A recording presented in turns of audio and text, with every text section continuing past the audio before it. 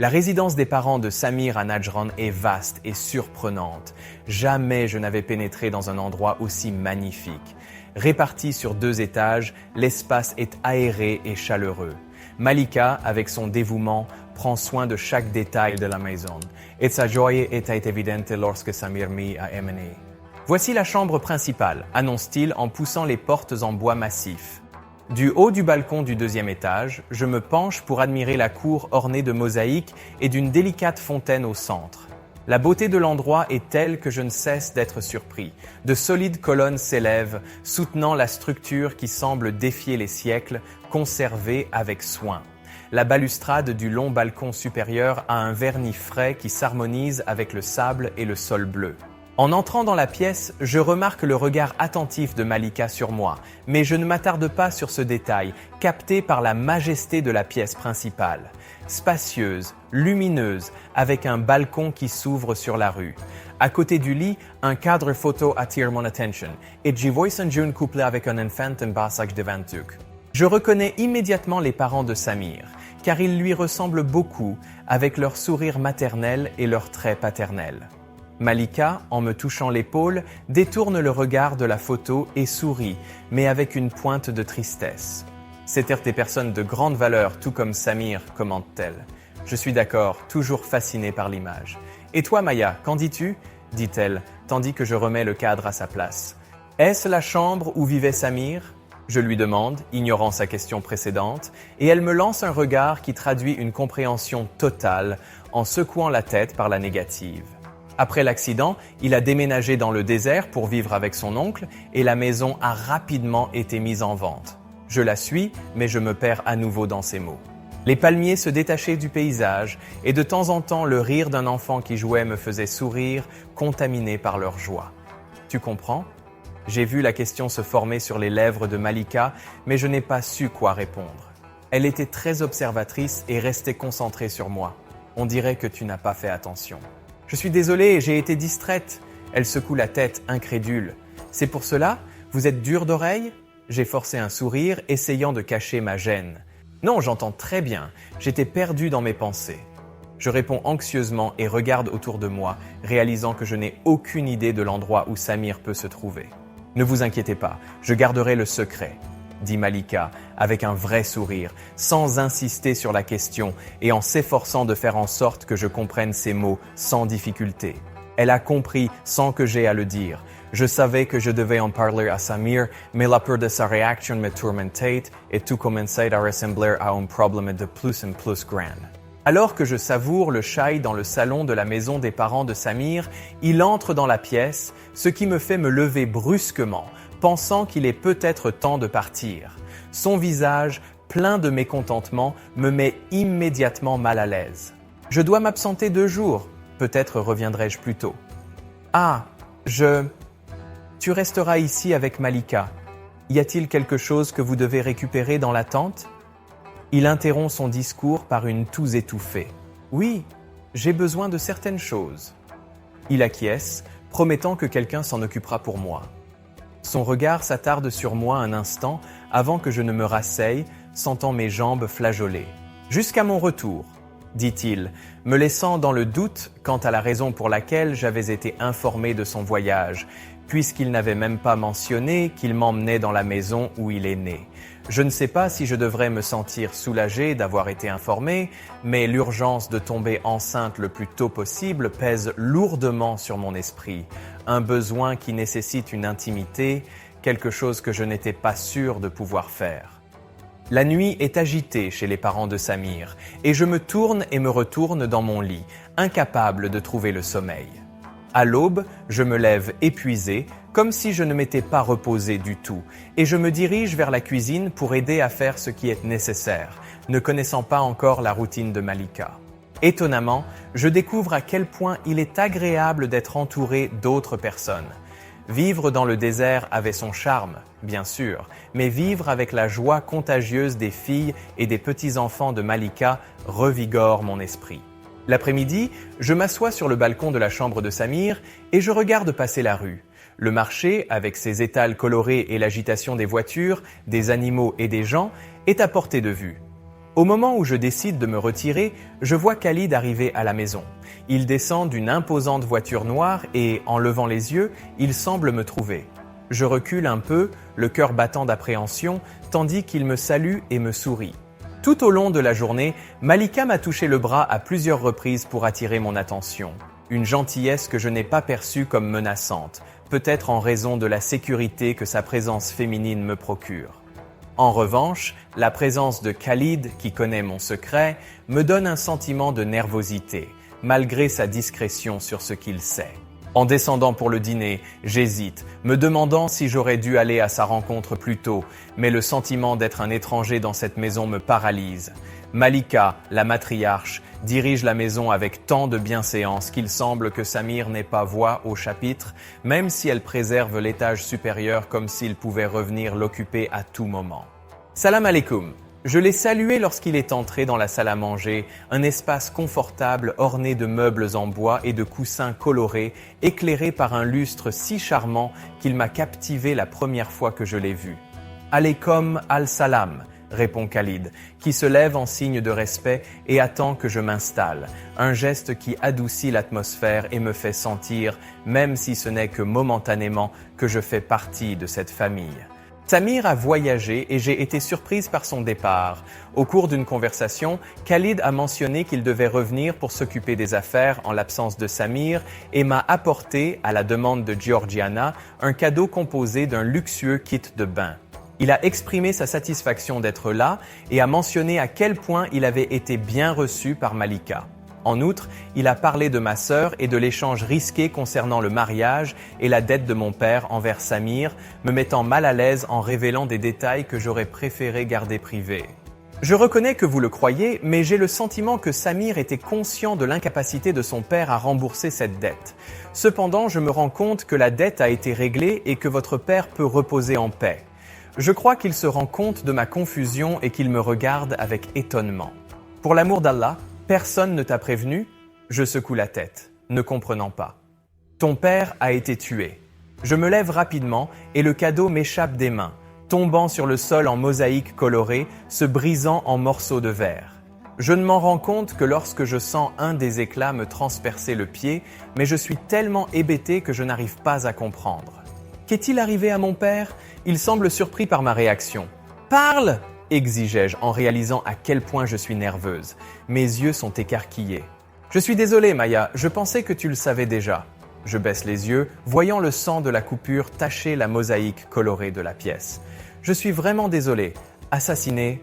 Baba, il a été assassiné. » Non, je refuse de le croire et je me laisse tomber sur le sol, étourdi par le sang qui coule de mon pied.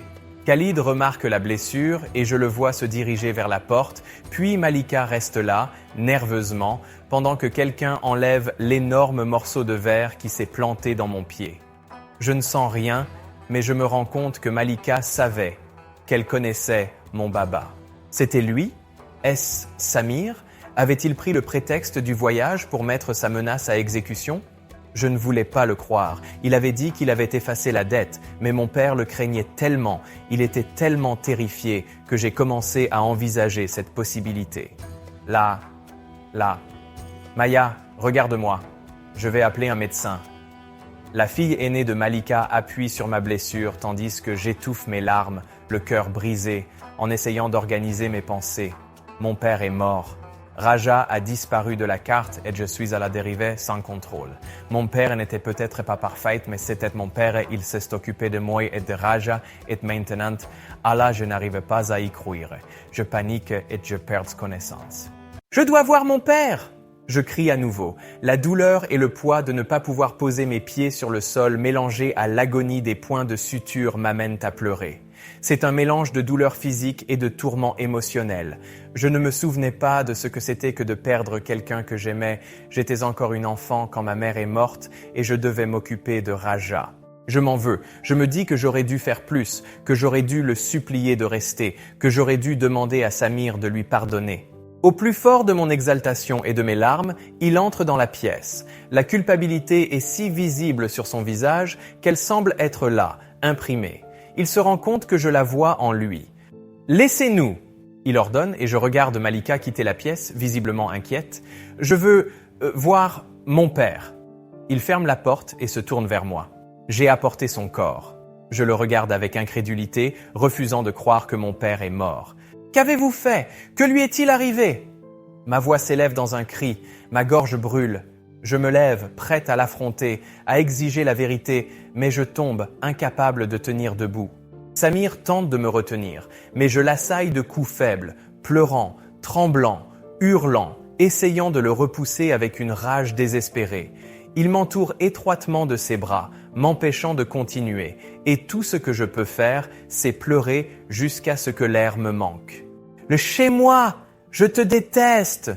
La douleur est insupportable, je me sens anéantie et complètement impuissante. « Tu es un monstre !» Il me lâche enfin, comme si mes paroles l'avaient profondément touché. Son visage est un tourbillon d'émotions. Immobile, je le regarde, toujours au sol, le frapper, le pousser. « Sortez, sortez, je te déteste !» Il se lève et se dirige vers la porte, la culpabilité pesant clairement sur ses épaules, sans essayer de la nier ou de se défendre. « Qu'Allah abrège tes jours, que tu souffres en enfer !» Tout mon corps tremble et je sens mon sang se refroidir, j'en oublie de respirer. J'essuie mes larmes, essayant de trouver une pensée logique, mais la douleur de la perte est écrasante. Je renifle, j'ai l'impression que mon nez coule. Lorsqu'il quitte enfin la pièce, je me remets à pleurer comme une enfant, comme si je n'allais jamais pouvoir m'arrêter. Ces mots résonnaient sans cesse dans mon esprit, sans que je puisse les faire taire. J'ai observé son calme à la veillée, une tranquillité qui contrastait avec le désespoir de la veille, une adhésion à nos traditions qui considèrent la mort comme un dessein divin. La responsabilité de la mort du vieil homme m'incombait. De mes mains était la conséquence de mon refus de l'aider financièrement. En arrivant à la tente, je me suis empressé d'offrir mon aide, mais j'ai été accueilli par un regard de répudiation, témoignant de sa haine. En la voyant boiter à l'intérieur, la douleur de chaque pas était palpable, et je me demandais si j'étais capable de l'affronter. Les accusations d'être un monstre m'étaient déjà familières, mais seul Farouk les avait prononcées avec autant de cruauté. Ignorant ses protestations, je l'ai portée dans mes bras jusqu'au lit où elle est restée avec une expression irritée. « Tu me détestes? Bien, je suis toujours ton mari. » Elle respire avec colère. « Je suis là. Ton père a choisi ton destin. »« Vous ?» Elle saute du lit pour me frapper et manque de tomber à nouveau. Je lui attrape le bras. « Ne bouge pas. » Je la repousse sur le lit, me rendant compte de son exaspération croissante. « Pourquoi l'avez-vous tué? Pour de l'argent? Vous nous avez donné un mois !» crie-t-elle. « Je ne l'ai pas tué !» Je crie enfin, et elle cligne plusieurs fois des yeux, l'air confus. Mais je l'ai donné pour mort. La couleur de son visage s'estompe. J'aurais pu agir, et je ne l'ai pas fait. Son menton tremble de colère et de désespoir. Elle est sur le point de pleurer, mais elle s'arrête. « Tu veux que je le croie? » Je vois la culpabilité sur son visage, si claire que j'ai envie de vomir. Elle serre les poings, comme si elle voulait m'attaquer à nouveau. Oui, je ne veux pas me sentir coupable, mais je le suis. Il m'a demandé de l'argent, il a essayé de t'utiliser pour me manipuler. Je ressens une explosion de colère, mais aussi le poids d'avoir mis fin à la vie de son père. De quoi parlez-vous? Elle essuie une larme qui s'échappe. Ce que tu as entendu, il n'allait pas me payer, mais tu le sais déjà, n'est-ce pas? Je détourne le regard un instant, puis lève le menton en tremblant. Ton père me devait de l'argent, d'autres aussi, et ils ne se sont pas arrêtés aux menaces. Je couvre ma bouche de mes mains. Mais je l'ai menacé, oui, mais je n'ai jamais fait de mal à personne, ce n'était pas nécessaire. Je respire profondément. Je ne l'ai pas tué. Je le répète. Laissez-moi tranquille. Je la fixe, ne sachant pas si elle croit tout ce qu'elle dit, mais elle ne semble pas vouloir m'écouter. Et je ne peux rien faire d'autre que de partir, comme elle l'a demandé. Lorsque j'enlève les bandages, la douleur intense dans mon pied m'oblige à me mordre la lèvre pour ne pas gémir, mais les larmes sont inévitables. Le pansement est ensanglanté, révélant qu'un des points de suture s'est rompu et que la plaie est ouverte. Consciente de l'impossibilité de marcher ainsi, je refuse de demander quoi que ce soit à Samir, même si je sais qu'il se sent coupable de la situation avec mon père, mais qu'il n'en est pas directement responsable. L'importance qu'il accorde à l'argent m'horripile, le plaçant au-dessus de la vie. Réalisant que j'ai laissé le matériel de pansement et mes affaires dans la voiture, je me sens frustré en pensant à la difficulté d'aller chercher ce dont j'ai besoin pour soigner la plaie. Je me dirige en boitant vers l'armoire et attrape des serviettes propres pour essayer d'arrêter l'hémorragie. La douleur est si forte que je sais que je dois prendre un analgésique, mais dépendre d'une aide est exactement ce que je veux éviter. La présence de Samir m'est insupportable et je ressens une colère grandissante qui menace de me consumer, accélérant mon cœur. La serviette absorbe le sang, je m'allonge sur le lit et j'essaie d'ignorer la douleur qui imprègne mon âme et mon pied. J'enlève mon hijab et pense à m'endormir, puisque je n'ai pas pu le faire ces 2 dernières nuits. Mais les larmes commencent à couler, tandis que ma douleur lancinante frôle le désespoir. Mon cri a dû atteindre Samir, qui entre dans la chambre et voit le désordre des serviettes souillées par mon sang. Il se penche vers moi et me prend le pied, ce qui me fait grimacer et le rapproche. « Je veux juste voir. Ne me touchez pas. » Il se lève, ajustant sa posture. « Acceptez mon aide ou risquez de perdre votre pied pour n'avoir pas fait preuve de bon sens. » Il semblait qu'une bataille allait s'engager entre nous. Il semble abandonner et s'en va. Je me jette contre les oreillers, sachant qu'il avait raison. Je ferme les yeux, puis les rouvre lorsque je sens une grande main saisir mon pied, m'empêchant de m'échapper. « Ne bouge pas !» exige-t-il en me fixant de son seul œil, ce qui me fait cesser de résister. Je regarde ses mains s'occuper de la plaie, appliquer les médicaments prescrits, la recouvrir de gaz et mettre de nouveaux pansements. Je serre les lèvres pour contenir la douleur qui engourdit mon esprit. Quelle quantité de médicaments dois-je prendre? Je sens un frisson me parcourir l'échine lorsque Samir me pose la question. Tout, je veux tout prendre. Ça fait tellement mal. Je pleure comme un enfant, prêt à prendre tout ce qu'il faut pour soulager la douleur. Samir fouille dans les affaires envoyées par Malika et trouve l'ordonnance, qu'il lit attentivement avant d'ouvrir le médicament et de me tendre seulement 2 comprimés. Bien que je lui jette un regard noir, il me tend simplement un verre d'eau et j'avale les comprimés avec fureur.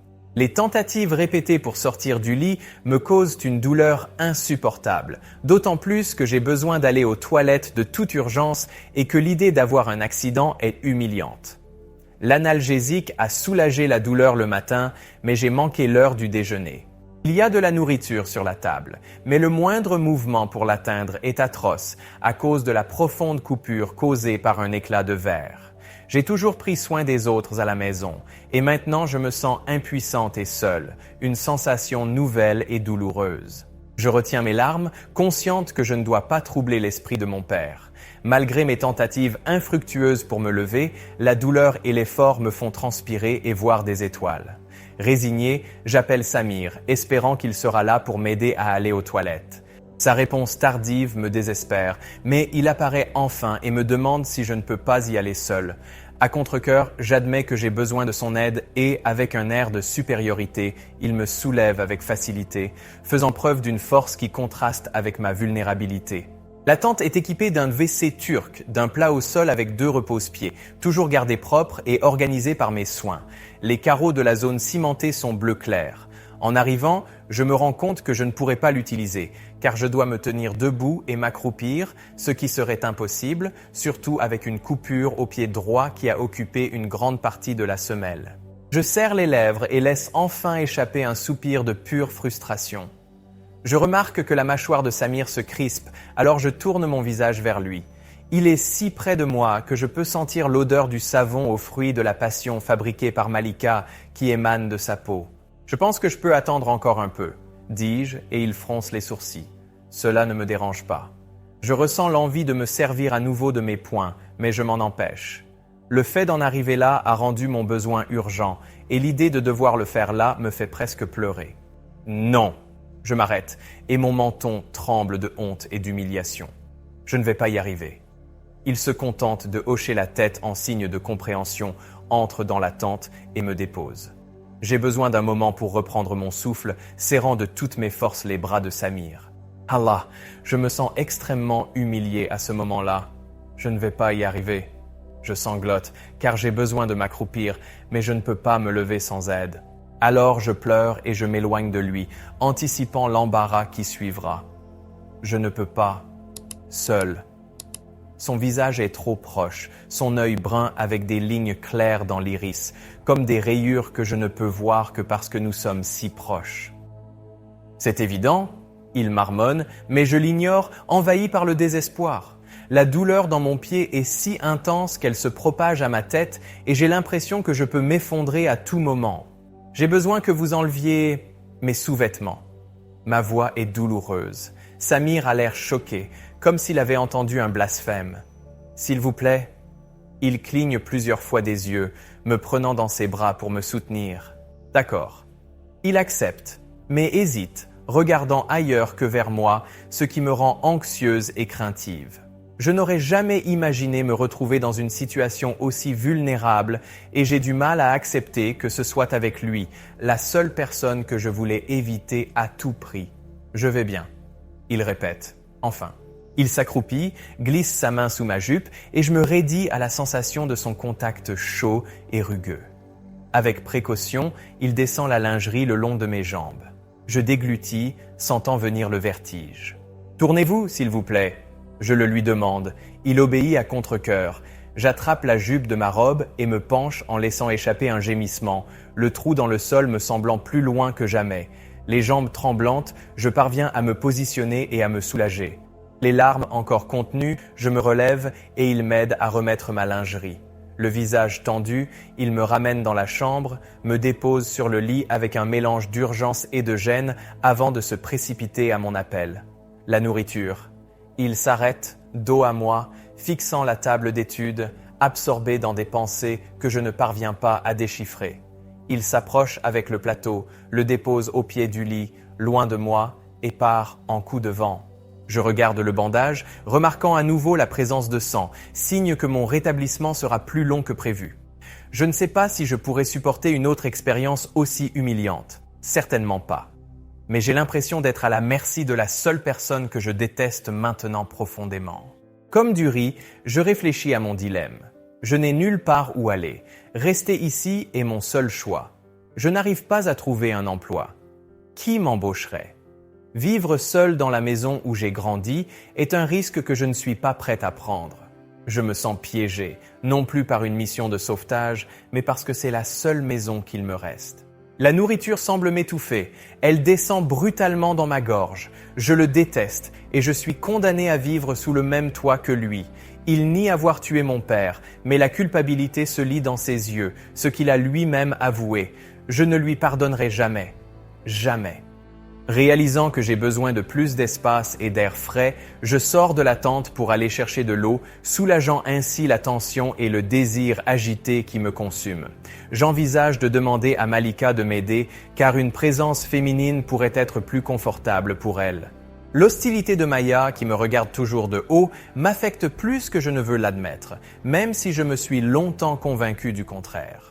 Alors que je prépare un bain dans la baignoire en étain, je me souviens qu'elle avait l'habitude de s'occuper de ces détails pour moi, laissant tout prêt et organisé. Le souvenir d'avoir touché sa peau, la texture de sa cicatrice, me fait réfléchir à son passé et aux cicatrices que nous portons tous les deux, physiquement et émotionnellement.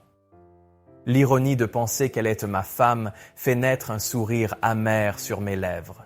Après avoir préparé le bain, j'essaie de me détendre dans la baignoire, en essayant de nettoyer non seulement mon corps, mais aussi mon esprit, épuisé par la chaleur de la journée et les nuits sans sommeil. Je me remets à peine d'un léger rhume, mais je ressens une amélioration générale, malgré la fatigue persistante. Je suis interrompu par un bruit soudain, un bruit sourd qui me fait me lever précipitamment, me couvrant d'une serviette pour chercher la source du bruit. Maya est assise par terre, en larmes, après avoir tenté en vain d'aller seule aux latrines. Lorsqu'elle lève ses yeux bruns vers moi, je remarque un étonnement soudain dans son regard. « Qu'est-ce qui t'a pris ?»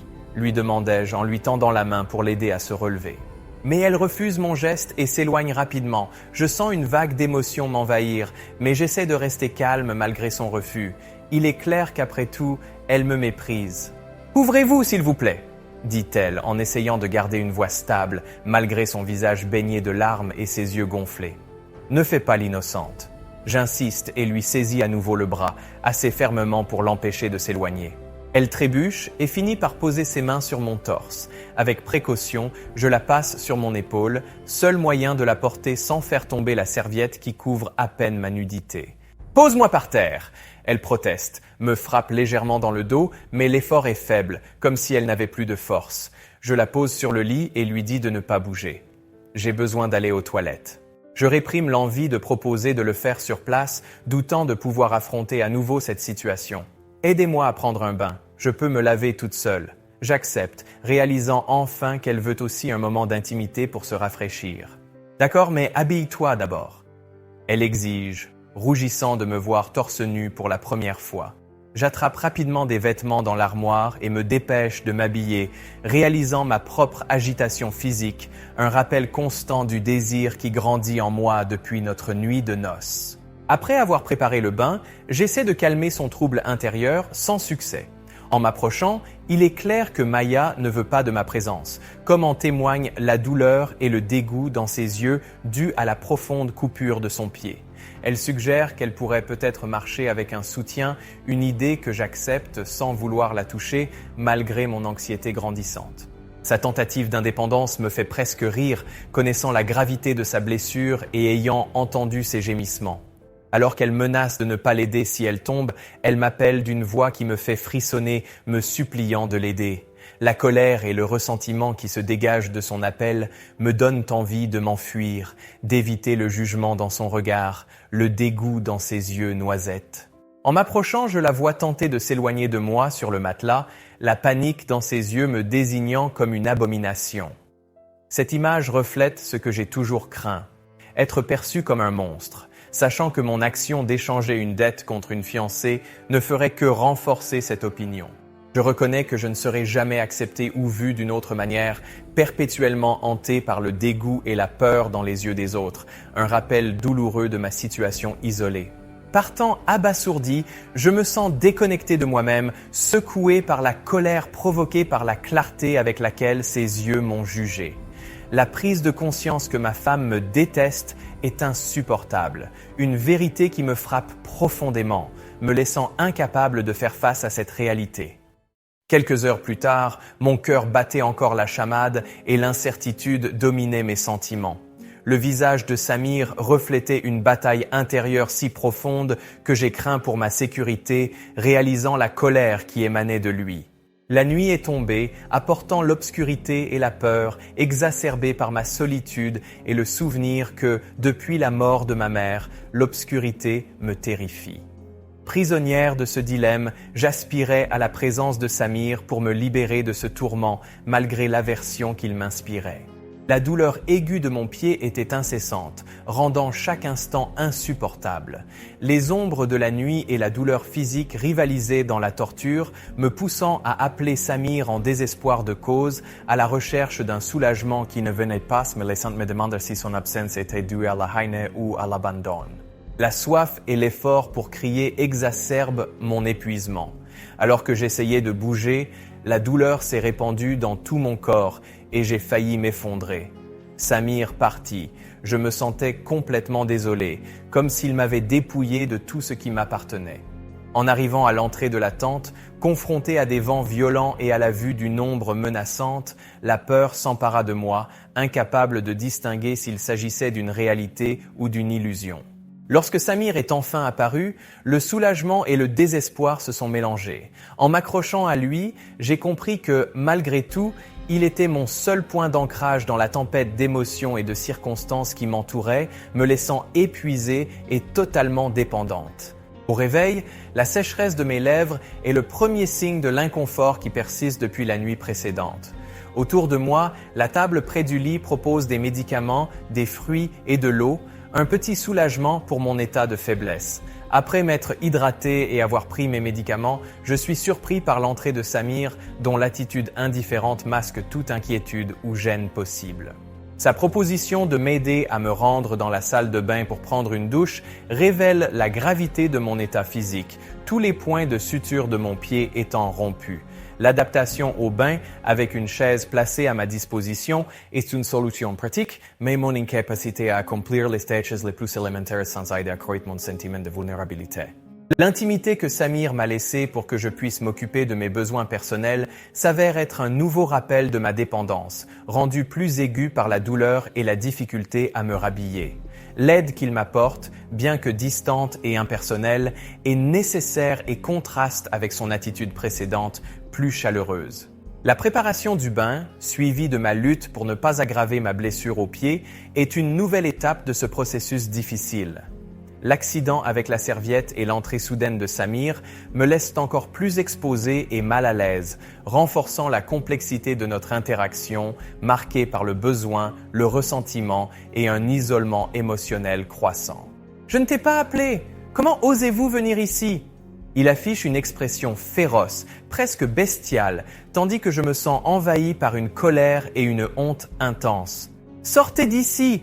J'ordonne, les jambes tremblantes, en m'appuyant sur le dossier de la chaise. En tant que mari, j'estime avoir le droit d'être présent. Il lève la tête et son air arrogant devient évident. Des droits? Vous avez pris la vie de mon père et vous pensez encore avoir des droits sur moi? Il se pétrifie et je réalise que sa colère s'intensifie. Soyez attentifs. Non, je refuse d'écouter ce que vous avez à dire. S'il est en colère, ma colère est encore plus grande et justifiée. Samir réduit la distance qui nous sépare en 2 temps 3 mouvements et m'attrape le bras, faisant glisser la serviette que je tenais contre moi sur le sol. « Tu vas m'écouter maintenant ?» Il crie près de mon visage et je sens son parfum, un mélange de cannelle, de clous de girofle et de vanille. Et ça ne se reproduira plus. Il me secoue légèrement. « Je ne suis pas responsable de la mort de ton père. » Je n'ai jamais pris la vie de personne. C'est ma faute si je n'ai pas été là pour lui quand il est venu me voir le jour où je t'ai emmené chez mes parents. Oui, je lui ai refusé l'argent et, faute de pouvoir payer ses dettes, il a fini par être tué, mais je ne l'ai pas assassiné. Tu comprends? Je pourrais nier, mais je me contente de hocher la tête par l'affirmative. Il me relâche et s'éloigne, me laissant seul pour essayer de stabiliser mes jambes tremblantes. Je m'assois avant de risquer de tomber, essayant de tout assimiler. Une chose est sûre, il n'est pas l'assassin de mon père. Incapable de m'expliquer, je réalise la sincérité de ses paroles pendant sa colère, sentant qu'il ne peut pas mentir et cela me remplit de honte. Je réalise maintenant que ma perception était obscurcie par la haine, tellement convaincu de sa culpabilité qu'aucune preuve contraire ne semblait suffisante pour me faire changer d'avis, surtout lorsqu'il a lui-même proféré des menaces à notre encontre. Comment ne pas voir en lui le coupable de la mort de mon père ? Je l'observe attentivement tandis qu'il soigne la coupure de mon pied et la chaleur de ses mains semble enflammer ma peau, provoquant un malaise qui se mêle à une sensation de lourdeur dans mon estomac. Il agit avec une concentration et une habileté qui suggèrent une familiarité avec le geste, ce qui soulève la question de savoir où il a acquis une telle pratique. J'ai besoin de savoir ce qui s'est passé. Je lève mon regard de mon pied vers lui, qui semble déjà anticiper ma question, croisant brièvement mon regard avant de détourner les yeux, ne montrant aucun intérêt à répondre. À propos de mon père. Il n'y a rien à dire, il a été tué, c'est tout. Il répond froidement, s'éloigne un instant avant de continuer à nettoyer la plaie. Qui l'a fait? Qui l'a tué? J'insiste pour avoir une réponse. Pourquoi pensez-vous que je le saurais? Rétorque-t-il, l'impatience marquant son visage, une patience qui semble inexistante. Je retire instinctivement mon pied en sentant la douleur de la gaze qui touche la plaie. Il est plein de sable. Il serre plus fort mon talon. Ne bouge pas. Je me mords la lèvre, essayant de supporter la douleur. Pour tout ce qu'il y a de plus sacré, je n'en peux plus. Les larmes commencent à couler librement sur mes joues. Tu n'étais pas au courant des dettes de ton père ? Me demande-t-il après avoir fini de nettoyer la plaie, ce qui me fait encore plus pleurer. Non, bien sûr, je réponds, déconcerté par son interrogation qui ne semble pas comprendre ma réaction brutale. Il est venu me demander de l'argent. J'utilise la serviette pour essuyer la sueur de mon cou. Il m'a même demandé un prêt avec intérêt. Il commence à ranger les ustensiles usagés et je me perds dans ses paroles. Il connaissait les risques. Je l'ai approvisionné encore une fois, jusqu'au jour où il n'a pas pu payer. En regardant dans le vide, Samir se souvient peut-être de la fiancée qu'il a perdue, celle qui a choisi de s'enfuir, laissant derrière elle une traînée de promesses non tenues. Qu'Allah ait pitié de son âme, il murmure, semant la confusion dans mon esprit. Avez-vous réalisé qu'il était en danger, qu'il pouvait être tué lorsqu'il est venu vous voir? Il le nie de la tête. Non, je le connaissais à peine. Il n'était qu'une personne parmi tant d'autres qui me cherchaient. Les mots s'étranglent dans ma gorge. Il faisait partie de sa famille. Je rétorque, mais le regard que me lance Samir est un regard de mécontentement. Nos familles se sont rapprochées.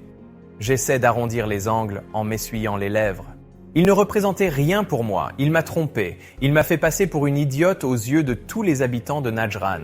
Je sens mon cœur battre plus vite à chaque mot qu'il prononce. Et il m'a utilisé comme substitut à la mariée qu'il voulait vraiment. Je l'admets, j'ai une boule dans la gorge. Il regarde les objets dans ses mains, reprenant son masque d'indifférence. Repos. Sa voix n'est pas une consolation, mais un ordre. Pense-t-il m'abandonner à mon sort? C'est probable, surtout quand je découvre que je n'attends pas son enfant. Il n'y a aucun lien entre nous, pas même une dette. Je me blottis entre les oreillers, me couvrant le visage. L'incertitude de la suite me tourmente. Après avoir prononcé des mots si durs et l'avoir maudit, il avait toutes les raisons de me laisser sans défense, mais il ne l'a pas fait. À quoi pense-t-il? Quels sont ses projets? Je n'arrive pas à déchiffrer, mais je sais que je dois m'excuser auprès de lui. Cependant, mon courage semble avoir été balayé par la tempête de sable qui s'est abattue la nuit précédente. Agité, je me retourne dans mon lit, déplorant la douleur de mon pied. Il faut que je me remette. Je ne peux pas rester inerte, devenir un fardeau. J'ai accepté mon destin de femme, mais maintenant il semble plus facile pour lui de se débarrasser de moi, comme si je ne représentais rien, surtout parce que je lui ai menti. Je dois trouver un moyen d'établir la paix dans cette maison en refusant de suivre les conseils de Luna. Pourquoi tout doit-il être si compliqué? Raja a choisi de s'enfuir, sans hésiter, sans se retourner. Je n'aurais jamais imaginé qu'elle m'abandonnerait, moi qui l'aimais tant, me laissant à la merci du destin, comme le fera Samir lorsqu'il saura la vérité sur moi. Sans m'en rendre compte, je me retrouve à pleurer, noyé dans un océan de tristesse et de désespoir. Pourquoi suis-je condamné à souffrir ainsi? N'ai-je pas droit à un peu de bonheur? Pourquoi est-elle partie sans se soucier des conséquences? Je n'ai pas de réponses, seulement une immense douleur qui consume mon âme. Restant caché derrière le rideau, je suis indécise en écoutant les gémissements de Maya, déchirée entre intervenir et garder mes distances. Sa douleur est évidente, mais je me rends compte que ses larmes ne se limitent pas à la souffrance physique, ce qui me donne l'impression d'envahir mon propre espace. Je choisis de me retirer, de me réfugier dans la solitude du désert et de réfléchir à la situation complexe à laquelle je suis confronté. L'absence de marchands pour échanger des chameaux ne me surprend pas, étant donné la suspicion croissante qui pèse sur moi suite aux rumeurs d'un nouveau meurtre qui me serait attribué à Najran. Ces accusations menacent non seulement ma réputation, mais aussi mes affaires. Le désert conserve son caractère implacable, l'orage de la nuit précédente laissant des traces même sur la route goudronnée toute proche. L'arrivée inattendue de Mustapha et de ses hommes interrompt mes pensées. Connu pour être l'un des usuriers les plus influents de la région, sa présence est le signe d'un problème ou peut-être d'une opportunité.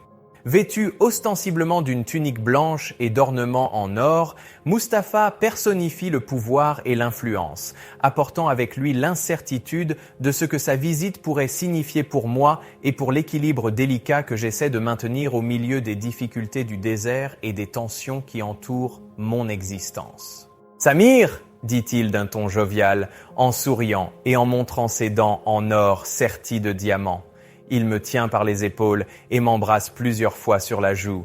« Al-salam alaykon » Il me dit bonjour, ses yeux brillent d'un contentement que je n'arrive pas à identifier. « Alaykon al-salam » je réponds.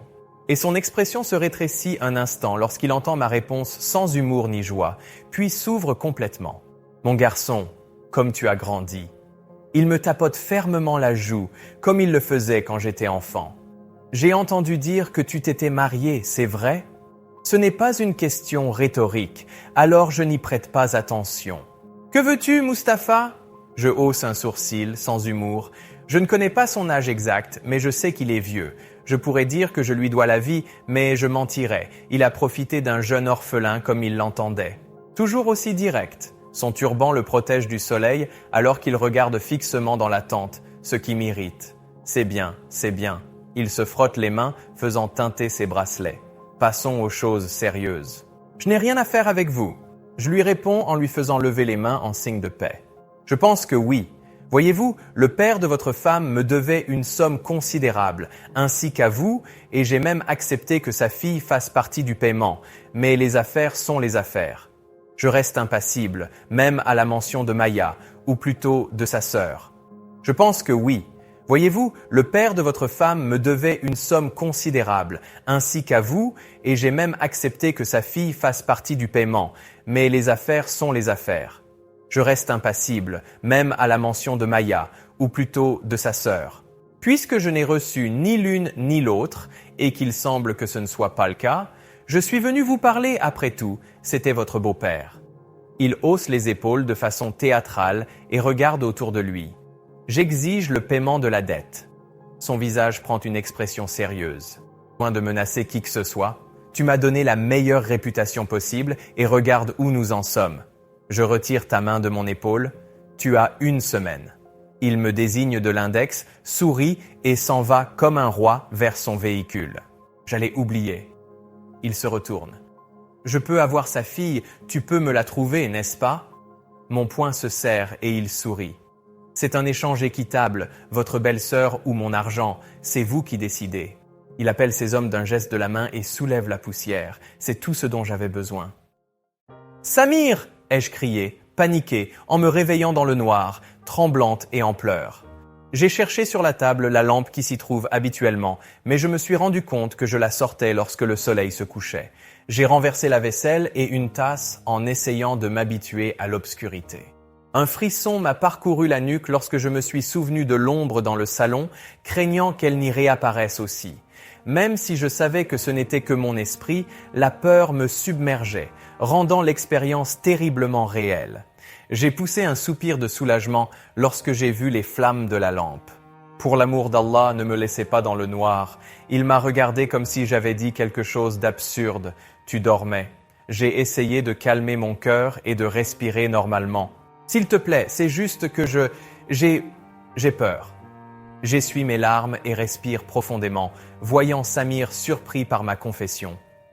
J'ai tellement peur que je me mets à imaginer des choses, expliquai-je nerveusement. Hier encore, j'ai vu l'ombre de quelqu'un dans la tente. Où? Il regarde autour de lui, inquiet, peut-être même alarmé. Ici, dans la tente? Demande-t-il en écartant le rideau qui lui sert de porte. Dans la pièce, mais ce n'était rien, c'était juste de la peur. Je me rends compte qu'il a l'air sceptique, qu'il pense peut-être que je mens, et je me demande pourquoi je partage cela avec lui. Je soupire, un peu frustré. Je ne m'attendais pas à ce qu'il me comprenne. Pourriez-vous m'aider à aller aux toilettes? Il l'a fait plus de fois que je ne peux le compter. Je mets du temps à demander, mais ma vessie ne peut contenir qu'une quantité limitée de liquide et même si je bois très peu d'eau et pas de shake ou de café, je ressens rapidement un besoin intense de me soulager. Je suis toujours surprise par la facilité avec laquelle tu me tiens.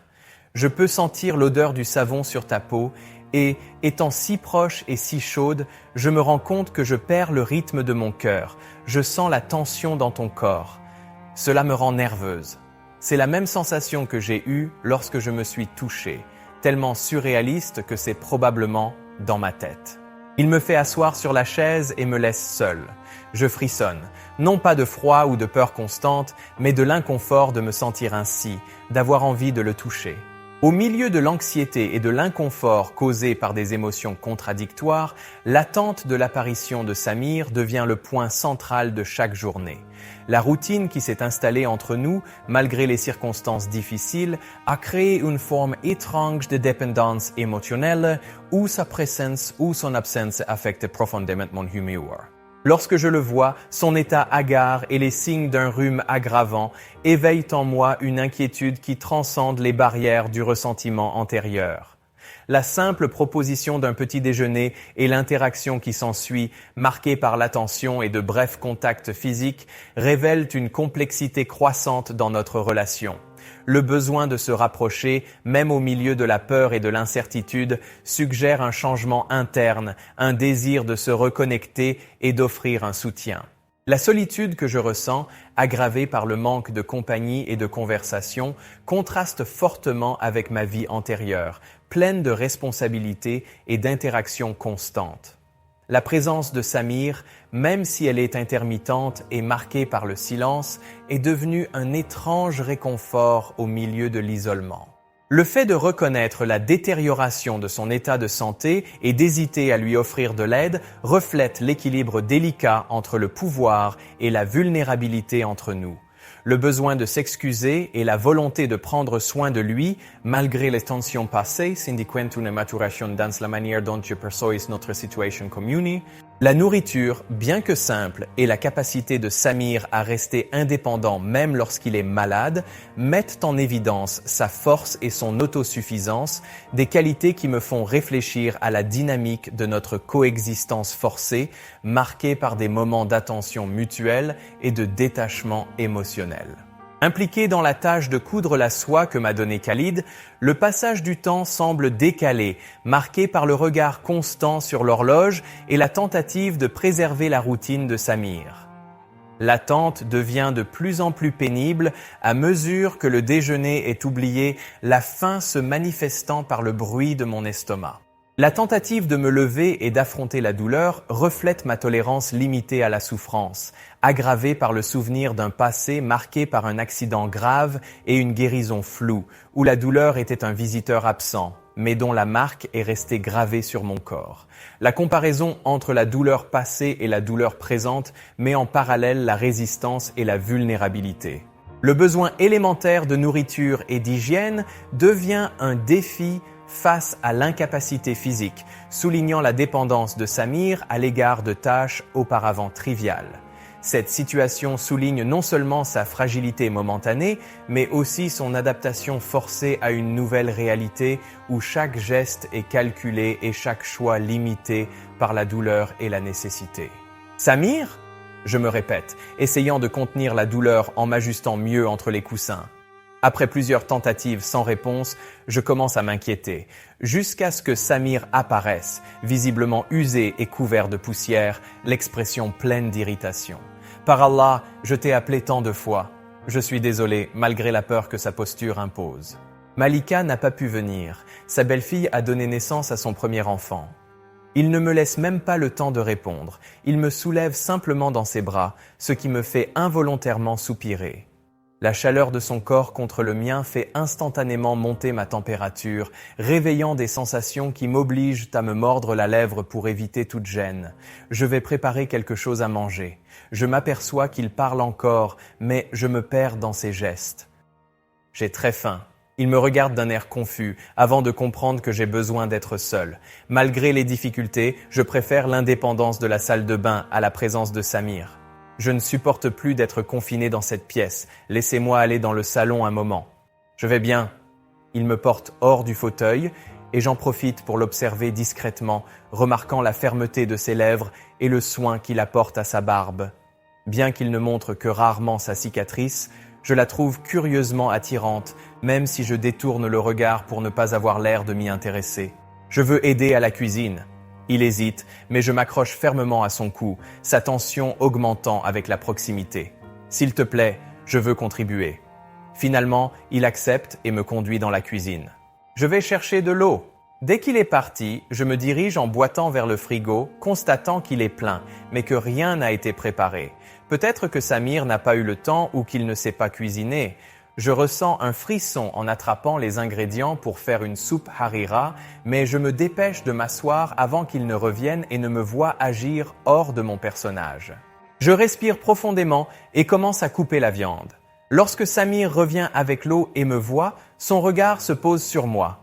« Tu vas retourner dans ta chambre maintenant », dit-il en posant l'eau d'un geste brusque. « Pas du tout. Je suis résolument contre. Vous n'êtes pas responsable. » Je suis surprise par sa réponse et pendant un instant, je reste sans voix. Je reconnais qu'il est mon mari et que l'on attend de lui qu'il obéisse, mais notre relation est compliquée et je me demande dans quelle direction nous allons. « Et qui est, vous ?» Il arque un sourcil marqué par la cicatrice, visiblement mécontent. Écoute, je sais que je dérange, mais ce n'est pas mon intention. Je déteste être un fardeau et me sentir inutile. Je me sens très mal. Samir croise les bras, soulignant ses muscles, ce qui me distrait momentanément. Je voulais juste aider. Comme je l'ai dit, vous n'avez pas votre mot à dire dans cette décision. D'un geste rapide, il me soulève de ma chaise et me porte sur son épaule. Mettez-moi à terre. J'essaie de me libérer en frappant son dos avec toute la force dont je suis capable. Tu vas rester ici jusqu'à ce que ton pied aille mieux. Je rétorque avec colère en repoussant mes cheveux de mon visage. Vous êtes insensible, m'exclamai-je, emporté par la rage. Je ne peux pas me permettre de tolérer ton immaturité. Il quitte la pièce sur ces mots, intensifiant mon irritation. Vous, toi, je sens la frustration monter en moi, mais la colère ne me pousse pas à proférer des insultes. Je n'ai jamais eu l'habitude de recourir à des mots grossiers, et même maintenant, furieux, je me retiens. Toujours irrité, je commence à sentir l'odeur de la soupe que j'avais l'intention de préparer avant que Samir ne m'enferme à nouveau dans ma chambre. Mon estomac gargouille de faim. Lorsqu'il revient, son regard est énigmatique, me laissant dans l'incertitude quant à ses pensées. Mangez, puis je vous aiderai à vous doucher et à changer le pansement. Votre empressement semble indiquer un désir de vous éloigner de moi le plus rapidement possible. L'arrivée tardive du camion de chameaux a ajouté de la tension à une situation commerciale déjà compliquée, exacerbée par une tempête de sable et le vol de quelques animaux. Malgré ces revers, la coercition semble être efficace en matière de prêt. Les débiteurs honorant leurs obligations financières peut-être plus par crainte que par respect. La situation de Maya devient à la fois une source d'inquiétude et une distraction face à l'adversité extérieure. La lenteur de son rétablissement et sa dépendance à mon égard pour les tâches de base génèrent une tension intime, mêlée à une attirance croissante que je peine à contrôler. Le froid qui m'afflige ne fait qu'ajouter à l'épuisement physique et mental, me forçant à protéger la terre contre de nouveaux vols, une tâche rendue plus ardue par mon état de faiblesse et mon sommeil intermittent. La présence de Mustapha et son influence possible dans les récents troubles éveillent des soupçons sur ses intentions et sur la sécurité générale du domaine. La nécessité de rester vigilant et de se préoccuper de Maya occupe mes jours et mes nuits, créant un cycle de soins et de vigilance qui, malgré la réputation qu'il peut avoir, révèle un côté plus protecteur et peut-être plus vulnérable de ma personne. La relation avec Maya évolue d'une simple cohabitation forcée à quelque chose de plus complexe, marqué par des moments d'attention mutuelle, d'excuses et de recherche de compréhension. Les visites fréquentes dans sa chambre sous couvert de besoins pratiques masquent une vérité plus profonde, une connexion émergente qui défie mes attentes et mes sentiments antérieurs. La regarder dormir est devenu un moment de paix au milieu du chaos, un aveu silencieux de mon intérêt et de ma préoccupation pour elle au-delà des circonstances qui nous ont réunis. J'ai moins mal maintenant, je pense que je peux me débrouiller toute seule. Elle l'a dit dès qu'elle m'a vu entrer et je me suis sentie un peu rejetée. J'ai serré les dents, insatisfaite, refusant de me laisser aller à ce sentiment. Le rejet a toujours fait partie de ma vie et j'ai appris à y faire face, alors je n'accepte pas que ce soit différent maintenant. Peut-être que je pourrais même préparer le dîner. Elle avait l'air inquiet, son visage rougissait à mesure qu'elle parlait. Je l'ai regardée s'allonger, fragile et vulnérable. « Tu restes ici ». J'ai haussé les épaules. Je pouvais clairement voir son expression lorsque je l'ai déposée sur le sol de la salle de bain. Ce n'était pas l'expression de quelqu'un en pleine santé, et encore moins d'une personne capable de marcher. L'autre jour, j'ai cédé à son insistance pour aider à la nourriture, et elle a failli s'évanouir d'épuisement. Elle est trop têtue. Je l'ai soulevée et son bras s'est immédiatement posé derrière mon cou, alors que ce n'était pas nécessaire. J'ai pris l'habitude de la porter, même si mon désir grandit à chaque fois. L'odeur de ses cheveux m'enivre et j'ai envie d'y plonger mon visage et de l'inhaler. Je l'ai libérée de la chaise avant qu'elle ne fasse une bêtise. Depuis que je l'ai vue nue, sans aucune protection, j'ai perdu la tête. Son corps est parfait et j'ai envie de le toucher à nouveau. Regardez! Elle est sortie de la salle de bain en s'appuyant sur ses jambes, même si elle boitait légèrement. Une grande amélioration est visible. Bien, alors je crois que vous pouvez prendre soin de vous. Alors je crois que tu peux prendre soin de toi. J'ai marmonné avec colère, ce qui a fait disparaître son sourire de son visage rougi. « Oui, je peux le faire !» dit-elle à contre-cœur, son regard vacillant, mais elle adopta bientôt une posture plus confiante, comme si elle pouvait même courir si cela s'avérait nécessaire. « C'est bien !» j'ai répété en devenant nerveux. « Choukran !» J'ai quitté l'endroit en me sentant au bord de l'effondrement. Quel est mon problème ? Je me suis enfui comme un animal, ayant besoin d'espace, alors qu'il y avait tout un désert autour de moi. Je me frottais la poitrine et toussais un peu, ayant peut-être avalé du sable pendant la tempête. Si elle ne veut pas de mon aide, tant pis, je ne la forcerai pas. Mais bon sang, j'aimerais bien la tenir un peu plus longtemps. Après le déjeuner, je m'agenouille pour prier dans ma chambre, pratique que j'avais abandonnée en raison de la difficulté à me relever après un incident douloureux. Malgré la douleur persistante, je parviens à effectuer quelques activités à l'intérieur de la tente. Depuis hier, je me rends compte de l'absence de Samir, ce qui intensifie mon sentiment de perte et de nostalgie.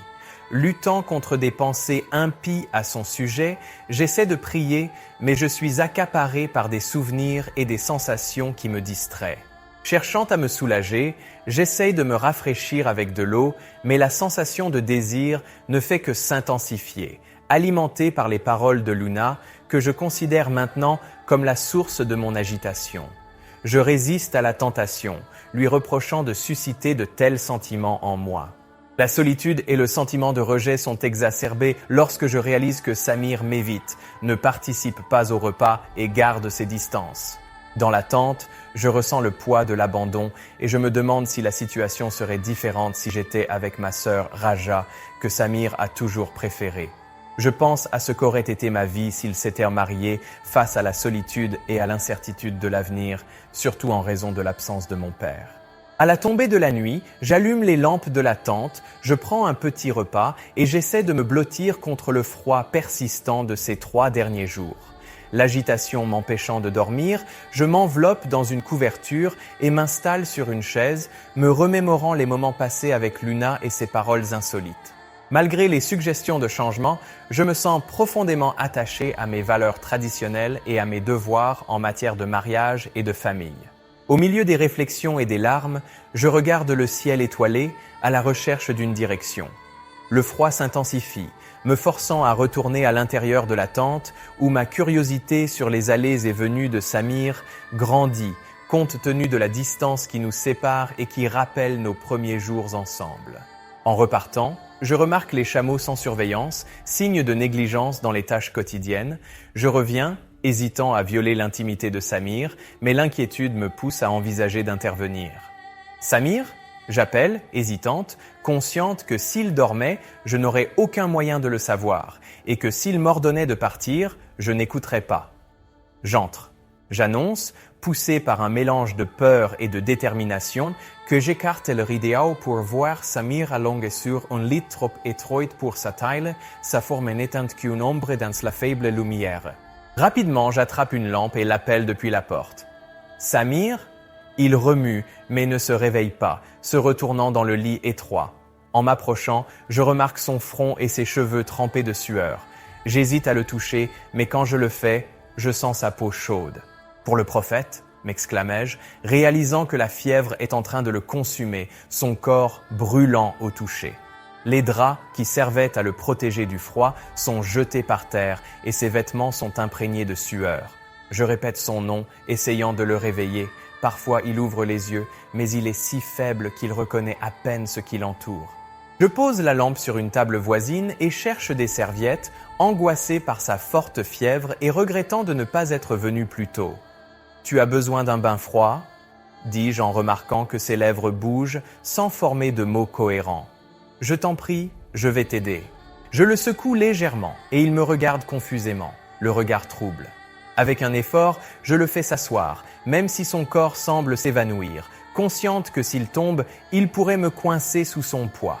Déterminé, je l'aide à se relever et à s'appuyer sur moi, tâche herculéenne compte tenu de son état et de mon pied douloureux. La marche dans le couloir est épuisante, et je réalise qu'il est impossible de le mettre dans le bain sans risquer de ne pas pouvoir le sortir après. Je choisis donc de le ramener dans sa chambre. « Je vais m'occuper de toi. » Je le répète, alors qu'il s'effondre sur le lit, assez solide pour supporter son poids. Allah, donne-moi la force. Ignorant la douleur de mon pied, je me concentre sur Samir. Il est tout ce que j'ai et je dois être suffisante pour nous deux, prête à faire tout ce qu'il faut pour assurer son rétablissement.